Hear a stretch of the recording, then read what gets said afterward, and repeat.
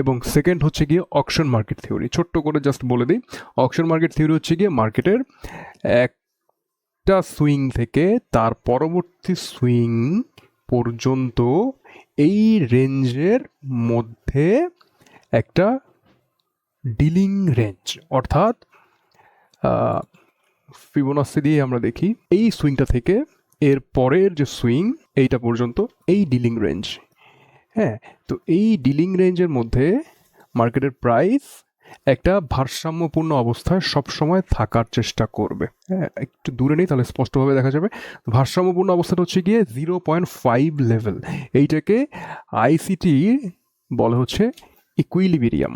I hope স্পেলিংটা ঠিক আছে। আচ্ছা, এনিওয়ে ইকুইলিবিরিয়াম। আইসিটি বলা হচ্ছে ইকুইলিবিরিয়াম। এটাকে সহজ বাংলা হচ্ছে গিয়ে ভারসাম্যপূর্ণ অবস্থা, একটা fair market value. Fair market value হচ্ছে গিয়ে একটা অ্যাসেটের প্রাইস প্রথম এই সুইংটা থেকে পরের এই যে প্রমিনেন্ট সুইং যেখান থেকে ভালো একটা মুভ আসছে। তো একটা ফেয়ার মার্কেট ভ্যালু, একটা অ্যাসেটের প্রাইস আপনি যখন দরদাম করতেছেন আপনাকে দোকানদারের কথাটাও রাখতে হবে, আবার দোকানদারকে আপনার কথাটাও রাখতে হবে। তারপর দুজনের কথা এবং